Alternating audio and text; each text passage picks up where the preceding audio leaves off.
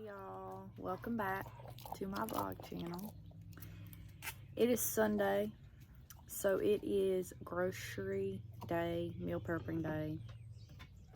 And this vlog is going to be a little different because I have been watching a lot of, y'all know, frugal videos, saving money videos, and I keep seeing a lot of videos of people being like, you know, feeding a family of 5 for $50 a week, feeding a family of whatever for $75 a week. And I'm like, that's really cheap, really cheap.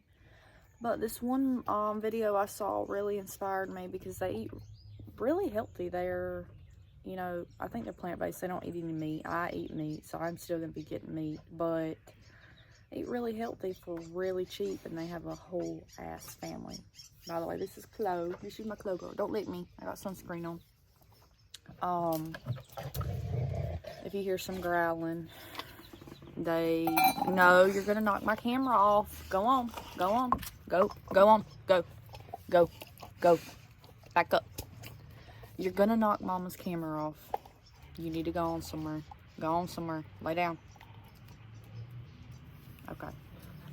Anyways, I'm gonna try. I'm on a journey to see how low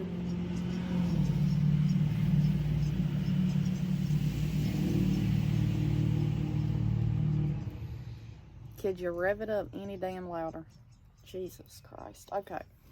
I'm on a journey to see how low I can get our grocery budget. So I want to do a challenge this week. It's going to be shopping at ALDI and Walmart. I'm going to try to get all of our groceries and our meals prepped for $75 for 2 people. Which that's, I mean, I feel like for a lot of people that's might even be a lot. But usually every week I spend more than 75. But also, I'm not just I've never been super strict on shopping only once a week. You know, sometimes I get groceries and they last, you know, a lot of the stuff I don't use for weeks, you know what I'm saying? So I'm really trying to get on the habit of just once a week, you buy what you need for that week, that's it. And so we're gonna do a grocery haul and a meal prepping video. I think I'm gonna show y'all what I'm cooking and like link the recipes because it's all stuff from Pinterest. But we're outside, bitch, sitting on the back steps. This is your sign. You know, if you're on a health journey like me, I'm always on a health journey because health is wealth. This is a real saying I say all the time to Jake. I'm like, health is wealth, baby.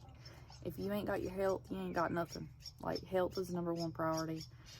And the first thing I do every day when the sun's coming up is go outside and get some sunshine. Even when it's not even fully above, it's just like really low right now. It's just coming up.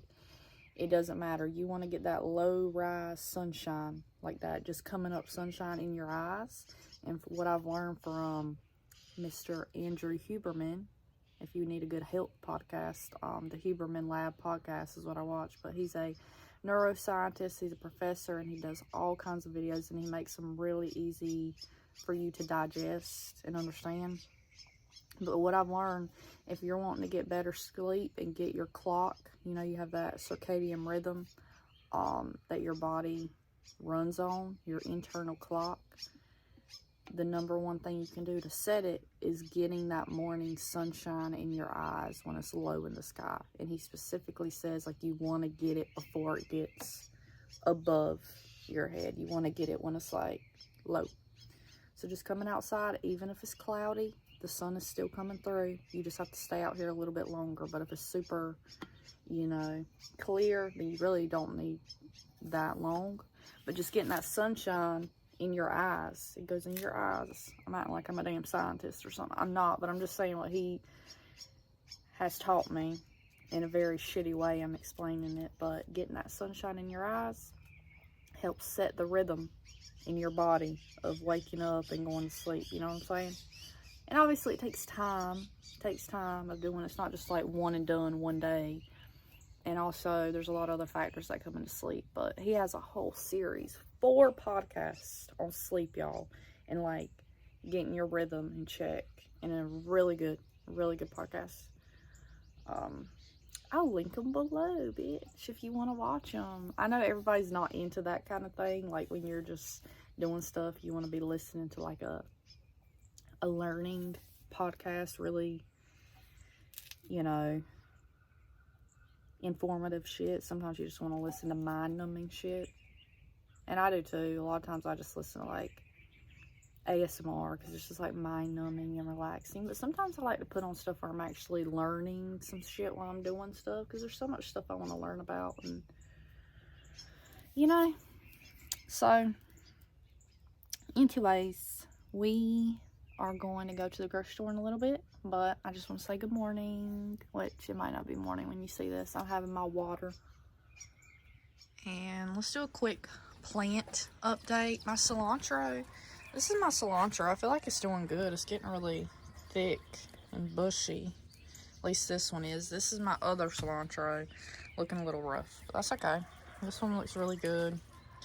This pepper has not really started producing any peppers that I've seen. It looks like one. Oh, that just fell off when I touched it. Wow. Okay. Oh my gosh. Everything's falling off when I'm touching it, y'all. Is it dying? What the fuck?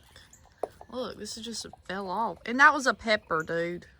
That was a pepper. You can see that was a pepper going to come in. And it just fell off. Wow. I don't know if this one's dying. It looks so good, though, but that fell off so easy. Which actually kind of doesn't look that great. Look at the leaves. Might need to do something about this. Okay. But anyways, this one doing pretty good. We got a pepper here. You see there's, you know, a few peppers coming in. We got tomato. This tomato, let's see. You see the tomato right there. I think there's more. Oh yeah, there's one. There's more, but I can't see them all. But this one, look at all the tomatoes on this bad boy. Okay, shoot. So everything's, you know, going pretty good. I think I need to come tend to this one maybe, because I feel like it shouldn't break off that easy. And some of these leaves are looking a little, I don't know. I'm gonna have to do some research. I'm learning as I go, y'all. I'm learning as I go. But plant tour. We are in the car. I'm actually putting the heat on because it's a little chilly. Not really too chilly, but it's just chilly in the morning in North Carolina, you know. But if you are going to Aldi for the first time and you've never been to Aldi, I feel like every time someone goes to Aldi for the first time, they make this mistake. Bring your own bags. They do not have, well, they do have plastic. Do they have plastic? They might have plastic, but either way, they charge you for each bag. So bring your own bags. And either way, I'm a big fan of reusable bags. I've been using them for years, and not even to shop at just Aldi, just anywhere, because I mean they're so big and spacious, and you can fit all your groceries in there without having to lug around 25 bags. Y'all, come on now. And we're gonna go to Walmart because I got some IBOTTA deals. And y'all, IBOTTA, so easy.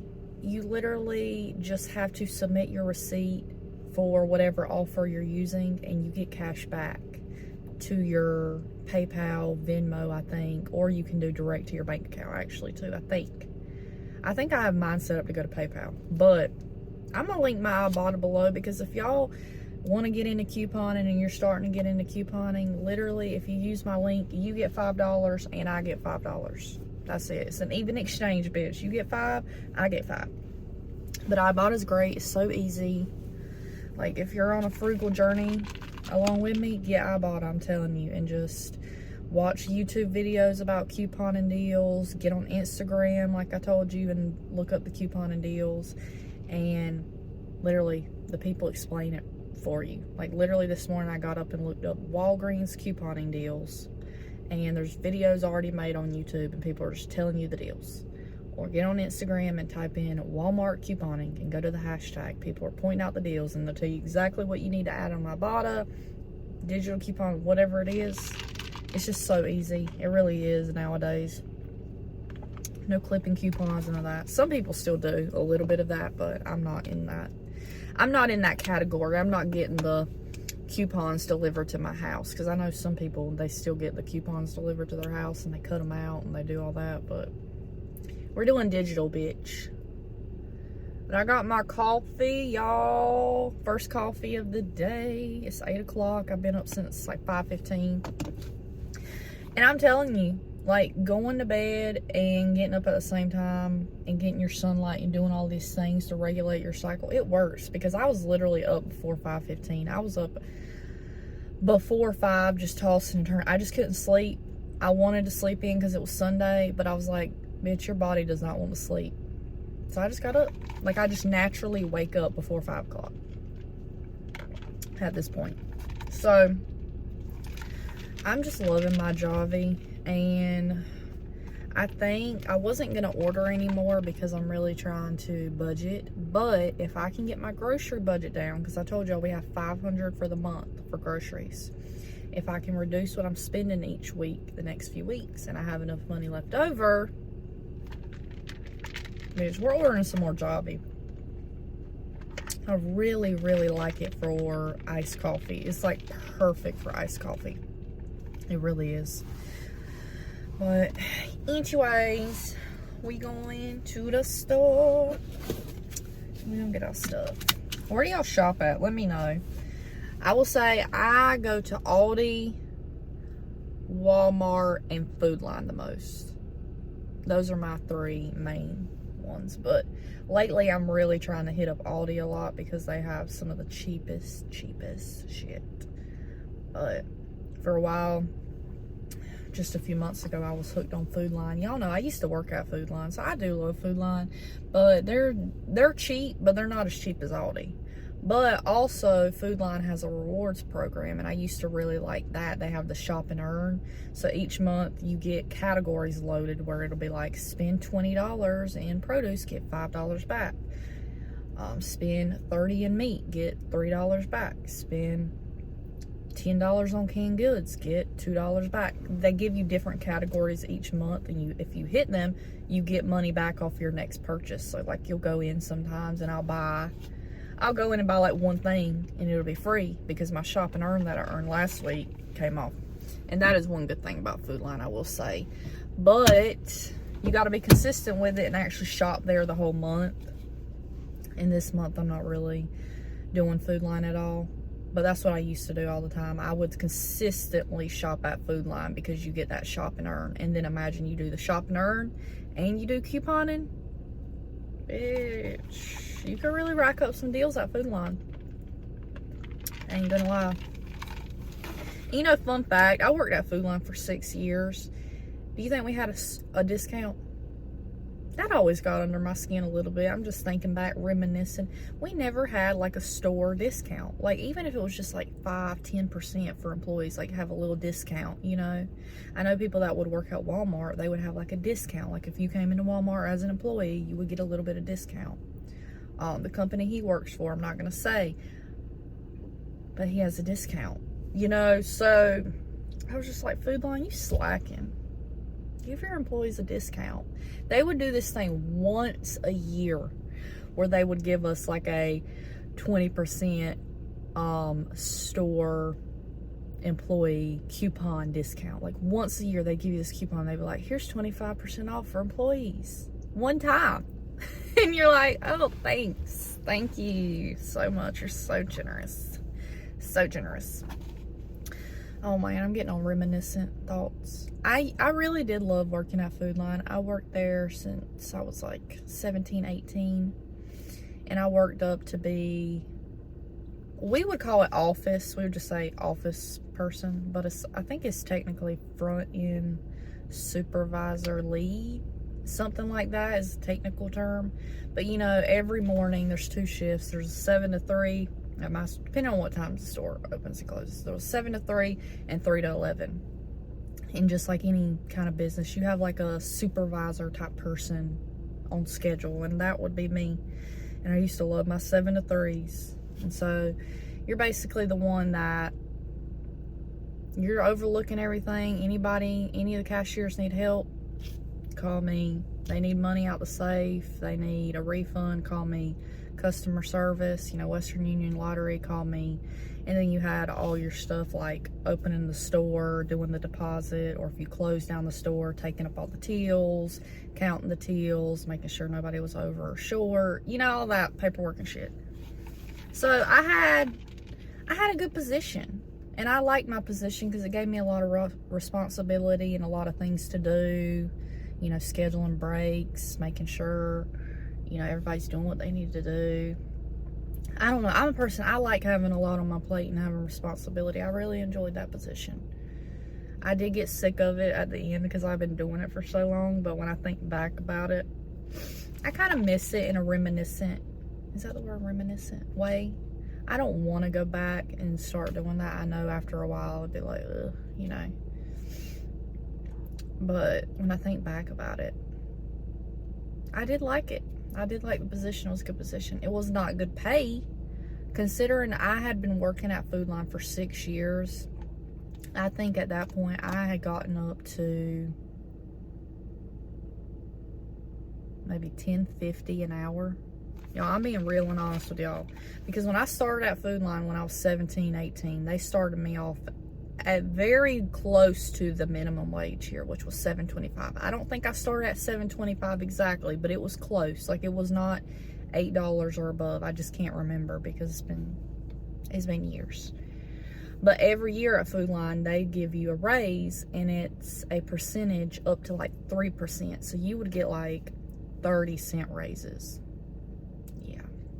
The most raise I ever got is when I moved up positions to the office position, and that was like a 50-cent raise. So I was getting raises every year, but the raises they give you are so fucking tiny that literally I worked there for over 6 years, and I was only at like $10.50 an hour.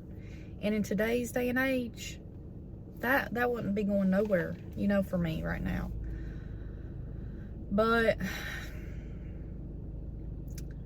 best thing about it, I think, was just the responsibility and, like, you know, being in charge of things and having, you know, things that I needed to do and work on. Just a lot of multitasking and the people you work with and just chatting with everybody. And the worst thing was the shitty customers. Not all of them. I had so many great customers that were so sweet and loved me. I've had people give me gifts, give me money, bring me food. I mean, you know, when you develop a relationship with customers, they'll go out of the way and do a lot of nice things for you. I've had people do a lot of nice things for me, but then you have those few in between, those fucking crazy motherfuckers. I remember I had a customer one time, and this was when I was younger in my job. I might not have even been 20, 21. Like, it was when I was younger and I wasn't able to handle it as well. But this was also a dramatic situation. I can't remember what this mother effer was saying to me, but I remember he was like cussing me out and calling me names. Like, you know, up front, I'm at the customer service desk trying to help him. You know, there's, you know, cashiers all around, customers in their lines, and I'm at the customer service desk trying to help this man. I can't remember what all he cussed me out and all the names he called me. But I couldn't hold it in. I got on the mic and I started walking away. I said, I'm going to the back. You got to come help this man. I cannot help him any longer. I'm going to the back. And I was just I was bawling. I was embarrassed. Like, he was literally like loudly cussing me out and calling me names in front of everybody, and it was just, that was a rough customer. That's a rough one that I remember. And then you have customers who are creeps and perverts. I mean, I remember at my last Food Line, I had this one guy. He came in every week. He was an older man. He's probably in his 50s. He had white hair, and he would always just flirt with me and hit on me. And when he would, you know, I would take him out and take his groceries to his car, he would want help sometimes, and he would be like, you know, if you would hang out with me, you probably wouldn't have to work anymore, and all kinds of stuff like that. Like, just offering to, like, be my sugar daddy and shit. And I'm like, yeah, I can't accept that, but I hope you have a good day. Like, awkward as fuck. Like, you really have some creeps as well. Hold up, my man's coming up to my car, y'all, but I'm gonna get to the store. Okay, y'all, I had in mind for this video $75. I did not meet that. I was pretty damn close. Well, kind of, but I ended up spending $57.23 at ALDI and $47.49 at Walmart. But for the Walmart, I did get $5 back for IBOTTA. So it was actually like 43 something. But I added them both up with the $5 back on IBOTTA, and I spent a total of $100.67. Now, I did get toilet paper. Because we have to have toilet paper. And I did get a couple things off the budget that weren't like on the list. Like I saw some salsa, so I got salsa and chips. I ended up throwing in some chicken sausage. So I feel like if I would have stuck clearly to my list, I wouldn't have went over. But I feel like 167 for the next week. For us, that's pretty good, because usually I spend a lot more.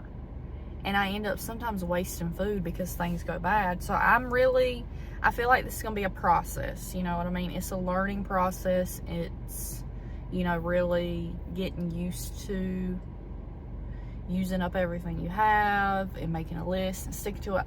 I'm getting there. So I feel like I had a goal of 75. I did $100.67. I'm proud of that. So I'm going to go home. I'm going to show you all the stuff I got, and I think I'm going to just film myself making the food and do like a voiceover. Obviously not ASMR. I'm going to just be talking, telling y'all what I'm making. And yeah, let me know if you like this kind of video, and if you want me to do more, I don't know, meal prepping, grocery vlogs in the future. Follow along on my journey to get my budget down to 75 a week. Because that is the goal. And I will say I also did get like a big ass thing of chicken, and I'm not going to use all that chicken this week. I'm not. So some things are going to flow into next week. I know that. And that's just how the cookie fucking crumbles, okay? So we did our best. But yeah, leave me a comment below if you like meal prepping, grocery shopping vlogs, like after you're done watching this, okay? So here is the overview, y'all, of what I got. This is stuff for the week. I obviously already have like a few things in my fridge, in my pantry from last week to add on to some of this stuff. But this is what I got. Protein bars, broccoli. That's my little fruit blend for smoothies. Toilet paper, bananas. The basics. We have a couple meat items. Chicken sausage, chicken thighs. Got a bunch of like fruit, veggies. I got the tomatoes for sandwiches because I have sandwich meat still left over from last week. And we got some sourdough back there for my sandwiches as well. Lemons, cabbage. I've been loving putting lemons in my water lately. I've been doing that every day. And then some romaine lettuce for the sandwiches as well. But y'all, this is my first voiceover. That's not ASMR, so this is different. But I'm going to kind of walk y'all through the things that I prepped on Sunday for the week. Now, this isn't to say these are the only things I'm going to eat. Like I said, we have sandwiches we can eat. We have leftover pizza rolls in the freezer, that kind of thing. So there's some little odds and end things I might eat other than this stuff, but this is the gist of what I'm making for like lunches for his lunch that he takes to work, dinners that we're going to eat together. But first thing I do when I get home is I fill up my salad spinner with water, vinegar, and baking soda, and I let my veggies or fruits soak for about 15 minutes to kind of get them clean, get the pesticides off, that kind of thing. Do I know if that 100% gets it all off or it works? No, but everybody online recommends cleaning your fruit and veggies, so I do it. Do I do it every time? Hell no. Sometimes I'm lazy as hell and I don't do it.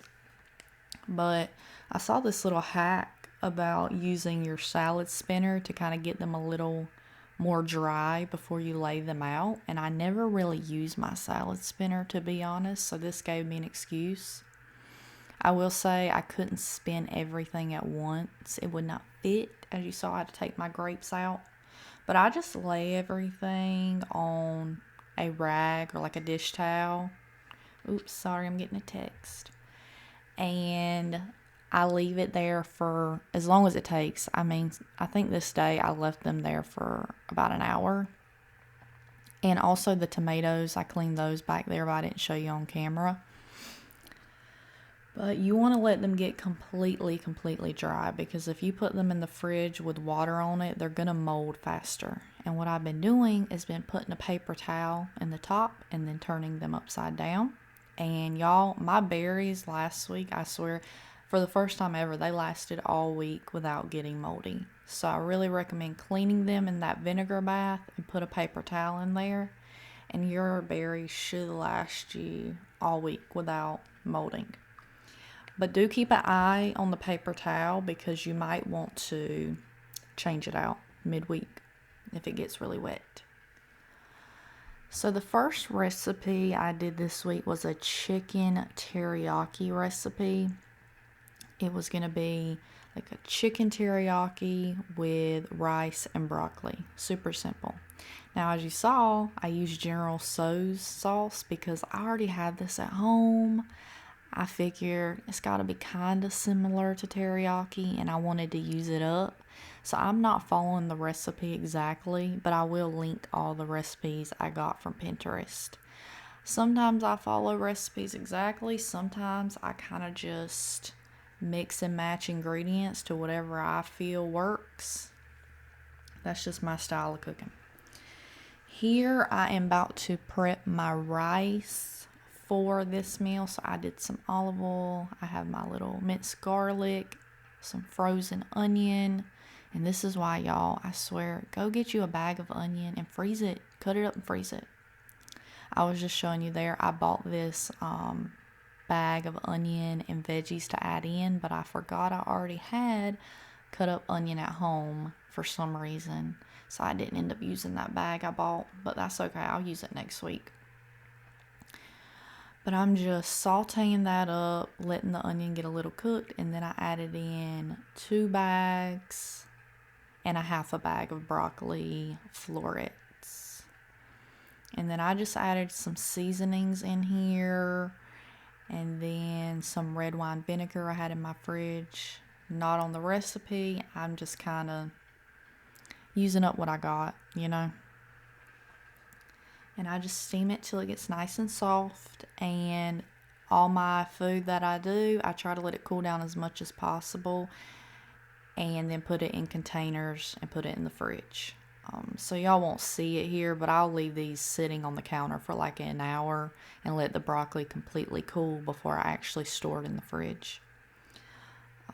And eating food out of a container that's already pre-cooked for the whole week, I know it's not for everybody, but for me and my life and sticking to a budget, it really helps. It really helps to just meal prep, plan your meals, and just when you're ready to eat, warm it up in the microwave, or if you don't want to do that, throw it in a pan with a lid on it and warm it up that way. Some stuff can be warmed up in the air fryer. I just find it makes life much easier during the week, and it also helps me stick to a budget. And plus, I don't want to be cooking every day, y'all. I really do not.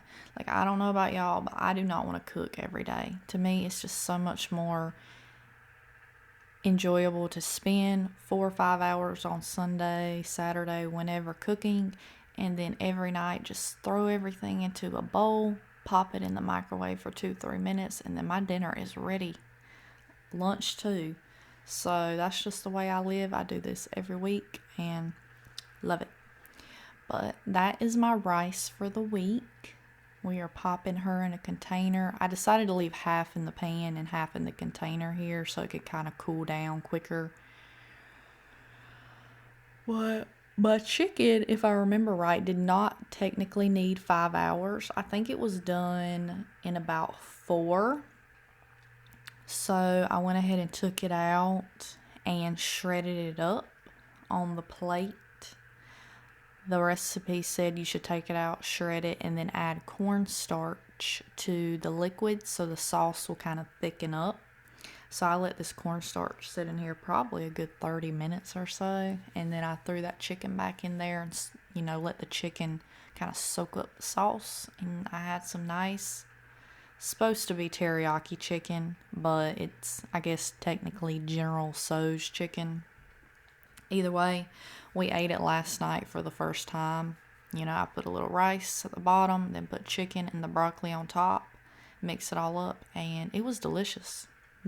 I really, really enjoyed this. I really hate shredding chicken. My hands always get so freaking tired, but gotta do it. So here I am just throwing that chicken back in the crock pot to soak up all that sauce. And I love using my crock pot to do just easy recipes, not a lot of work, or my Instant Pot. 10 out of 10 recommend. If you don't have them, at least get one, crock pot or Instant Pot. Or if you want to have a 2-in-1, the Instant Pot technically can work as a crock pot as well, but I don't really use it for that. So this next one I've made a few times. It is the Kodiak pancake mix protein muffin. I got this recipe from watching another YouTuber online, and it is on Pinterest, so it'll be below, but it's just a super easy like protein muffin that you can make at the beginning of the week and leave them out and just snack on them every day and get you a little extra protein in. I mean, if you're like me and you're working out and going to the gym and you're trying to build muscle, I think these are just great and easy. This week I froze 5 of them or 6 of them, and then I left the other 5 out because I did notice if you don't eat them quick, they will start to grow mold. The same thing with some banana bread that I made before. Every time I store my banana bread on the counter in a container with paper towels, it still gets moldy. If anybody has any tips for storing baked goods so they don't mold fast, let me know. But for this week, I just froze some of them, and that is what the YouTuber I was watching does anyways with her family. She'll freeze some, and then when she's ready to eat them, just take them out the day before. But this has the protein pancake mix. It has Greek yogurt and eggs, so it has a lot of protein, and they're really, really yummy. And I was kind of eyeballing the end ingredients. I eyeballed the vanilla, the stevia, the cinnamon. Some things I will measure out correctly. As you can see, like the baking powder, I'm measuring it out correctly. But some things, I just eyeball it, y'all. I know it ain't the best, but this is just what I do. I'm an eyeballer out here, okay? But you're just going to mix. And when it's nice and mixed, you add in frozen blueberries, or you could do fresh blueberries. But I think her recipe is frozen, and that's what I do. It works. I guess you could do different kinds of fruits, honestly, with this, but I've been really liking blueberries. I love blueberries. Unfortunately, when I dumped these in here, there was a big pile of frozen blueberries, like in a chunk, so I had to take a spoon. I didn't record this part, and like break up the chunks in the bowl. So here I'm using my little silicone muffin tins. They're reusable, never have to buy muffin tins again. And if you know if these are non-stick, I'm so paranoid about stuff sticking, so I sprayed them with oil anyways. But if you know anything about that, let me know. Do you spray your silicone muffin tins? I'm really not sure what I should do with that, but I do it just in case. And then you just pop these in the oven for, I believe it's 20 to 22 minutes. Just kind of keep an eye on them, see when they're kind of brown up top. I did 21 minutes this day. And look at those bad boys. They're so yummy, y'all, I swear. And see, I didn't even really follow the recipe and put as much sugar as she does. But if you put as much sugar as she does, they're probably going to be really, really good. Now this one is just a simple thing I was doing this week. I like to have some chicken sausage for breakfast, but I don't want to get up every morning and have to cut it up, put it on the pan and cook it, have to wash the pan, wash the cutting board. I'm all about making my life easier during the week, so I go ahead and cut up the sausage, brown it, cook it up, let it cool down, and then I put it in a Tupperware container and just store it in the fridge. So in the mornings, all I gotta do is pop it on a plate, a bowl, throw it in the microwave for 30 seconds, and I have some chicken sausage on the side of whatever I'm eating for breakfast. Yeah, y'all might think this is weird, but I meal prep everything. I have been doing this even before I started budgeting. I was meal prepping back in college, y'all. It just makes life so much easier, and it does not bother me at all to eat the same things throughout the week. I don't know why. It just doesn't bother me.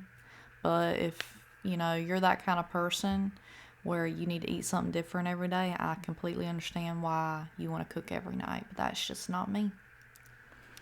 And here I am making a potato cabbage recipe I got off Pinterest. I followed it pretty much, but I think I did mix up the ingredients a little bit per usual. So here we're just cutting up a bag of potatoes. Then I cut up a red onion. And I actually did not use this whole onion. I put a little bit of it to the side and just stored it in the fridge because when I make avocado toast, if you don't know, I'm going to let you know the best way to make avocado toast is to go ahead and put avocado, red onion, tomato, some everything but the bagel seasoning, and a little bit of sriracha or hot sauce. Y'all, so freaking good. So I love keeping a little bit of cut up red onion in the fridge for avocado toast. You'll see I don't dump it all right here. But this is my Dutch oven. I got this for Christmas this past year. My mom got it for me. I asked for it so I could bake bread in it. I haven't baked my first loaf yet, but I'm going to be doing that really soon, y'all, and I'll probably share it with you. I'm just putting in my red onion and my cabbage, and I wanted to kind of let that steam for a few minutes on its own because cabbage takes so long to cook. And this is one of those things where I just didn't follow the recipe because in the recipe online it said to just add everything at once, but from my cooking experience I know that the cabbage is going to take way longer than the potatoes to cook, so I kind of wanted to give the cabbage a little extra time alone because y'all, I don't know if you've ever made a pot of cabbage, but cabbage can take a while to get soft.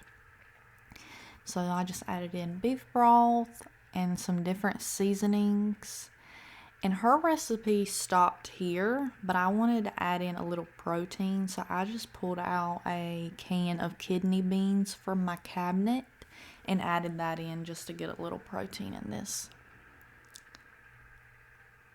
But this actually turned out really yummy. I have been packing it for Jake's lunch, and I'm actually going to eat some today for lunch as well. But if you have not ever tried one of these big Dutch oven pots, I really, really love it. It's great for cooking a big one pot meal that's going to have plenty of leftovers because it might be kind of hard to tell on camera, but this thing is massive, y'all. It is big. And I will say, be forewarned, it is heavy. That is a heavy bitch right there. But what I do when I cook potato in the pot like this, because I do mixtures like this all the time, potatoes and zucchini and squash, potatoes and mushrooms, like I just make mixtures in this all the time. Just keep checking it every 5-6 minutes, stirring it up, and if it's starting to stick and getting dried out, just add a little more liquid until it is completely soft.